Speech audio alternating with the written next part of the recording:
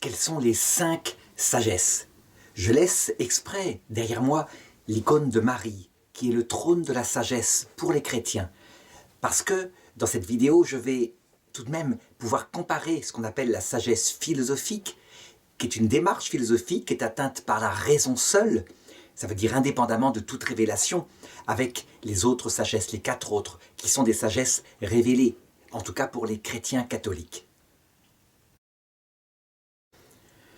Ce qui caractérise le mot de sagesse, c'est que elle a donné son nom à la philosophie. Ça veut dire que dès que l'homme existe, il se pose 3 questions qui concernent en fait le sens même de sa vie.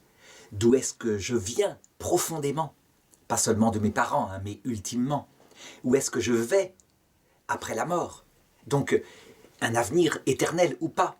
Et donc, en conséquence, qui est-ce que je suis profondément? Est-ce que j'ai une âme ou est-ce que je suis simplement issu du hasard, de la matière qui a évolué, etc.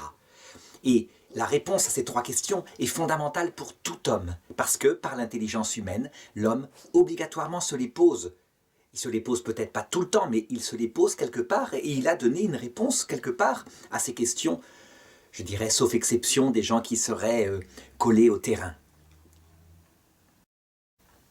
Eh bien, la première façon de répondre aux questions de la sagesse, c'est par son intelligence propre, par sa raison, en cherchant une solution. Et ce, dès le départ, les hommes, je dirais, primitifs du paléolithique ont répondu à cela, avec, à l'époque, je dirais, toujours pratiquement l'animisme, c'est-à-dire l'idée que cette vie était un passage et que les hommes, comme les animaux, allaient dans la grande prairie, le paradis, où un être unique, un Dieu suprême, les accueillait dans l'autre monde. Évidemment, une telle sagesse ne peut plus fonctionner à notre époque où la raison s'est beaucoup développée, mais il existe une sagesse philosophique qui se développe à partir de la réflexion sur l'existence de la cause des causes, et elle n'est pas du tout absurde, au point que des philosophes ou des scientifiques comme Albert Einstein, eux-mêmes, à la fin de leur vie, disaient comme cela: « Connaître la création est magnifique, mais maintenant je voudrais connaître l'auteur de cette création. »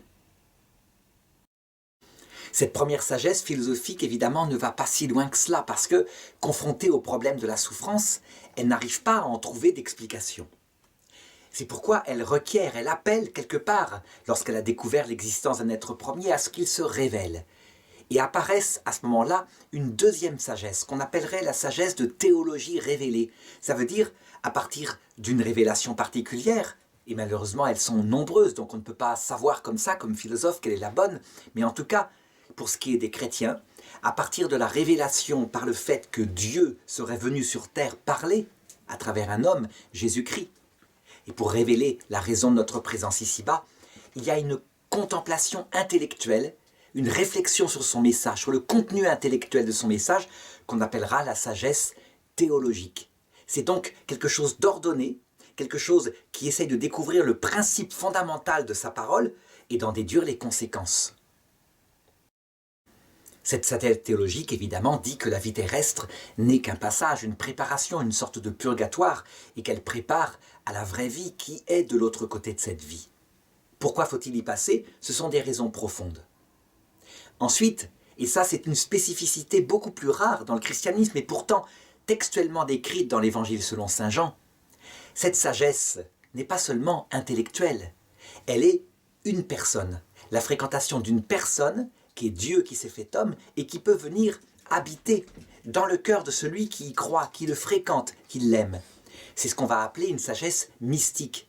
Ça veut dire que, au lieu de raisonner simplement sur la théologie, comme dans la deuxième sagesse, on vit d'une personne qui est la sagesse même et dont la mère, le trône de la sagesse sur laquelle il était assis à genoux quand il était petit enfant, dont la mère a un rôle important pour nous aider à y parvenir, en tout cas dans les églises fondées par les apôtres catholiques et orthodoxes. Évidemment, cette sagesse mystique, elle est, je dirais, dans la foi. Ça veut dire qu'elle n'a pas de fréquentation telle qu'il convient à l'homme, c'est-à-dire une espèce de fréquentation sensible de la personne du Christ. La personne chrétienne sur terre croit qu'il est là, qu'il habite dans son cœur, mais ne le voit pas. Il y a évidemment des signes, il y a des tas de choses comme cela. Sinon, l'homme ne tiendrait pas. Mais quand même, ça ne correspond pas vraiment à ce qui est connatural à l'homme, ça veut dire de connaître par ses sens. Et c'est pourquoi va arriver une quatrième sagesse, à l'heure de la mort. Lorsque le Christ se montre, accompagné des saints et des anges, il se montre cette fois plus du tout dans son corps de douleur tel qu'il l'a eu sur terre, mais dans sa gloire, ça veut dire dans un corps réel que la personne mourante voit de ses yeux déjà, je dirais, détachés de ce corps. Et en voyant ce corps, elle voit d'un seul coup, intuitivement, de manière profonde, son âme, son évangile, ça veut dire la bonne nouvelle qu'il prêche. Je dirais les conditions même du cœur de la personne qui se découvre à ce moment-là à cette grande lumière de ce qu'on appelle un jugement dernier.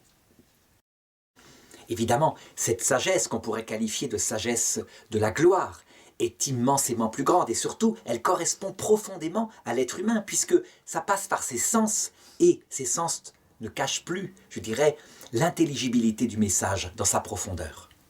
Évidemment, cette sagesse-là, qui va impliquer pour l'homme une orientation définitive, s'il accepte ou pas la raison de toute chose, ou s'il la refuse, puisque c'est un acte libre, étant donné que l'union à Dieu est une personne, aboutit à une cinquième sagesse, la sagesse ultime, la sagesse éternelle, qui s'appelle la vision béatifique, et qui consiste à voir cette fois face à face, sans aucun intermédiaire créé, donc l'humanité du Christ ne sert plus, mais à voir face à face directement l'essence divine, dans ce qu'il est. Alors on pourrait dire, mais c'est impossible. D'abord, ce n'est pas une vision physique, puisque Dieu n'a pas de corps, c'est une vision de l'intelligence. En réalité, c'est la révélation chrétienne qui l'annonce ainsi que la révélation musulmane et juive. Et de fait, puisqu'il l'annonce, le croyant va dire qu'il va le réaliser. Évidemment, il faut du bon sens. L'homme, avec ses limites intellectuelles, ne voit pas Dieu tel que Dieu se connaît. Mais il le voit tout de même. Et donc, cet infini extraordinaire de puissance, de lumière, d'amour, comble son cœur de ce qu'on appelle la béatitude, d'où le nom de vision béatifique. Ça veut dire qu'il n'y a plus de désir. Non pas que l'homme dort, mais parce que chaque désir est comblé pour l'éternité, étant donné que l'infini remplit sans arrêt de nouveautés une vie éternelle. Voilà les 5 sagesses. Évidemment, 4 d'entre elles ne sont pas philosophiques, pour le moment.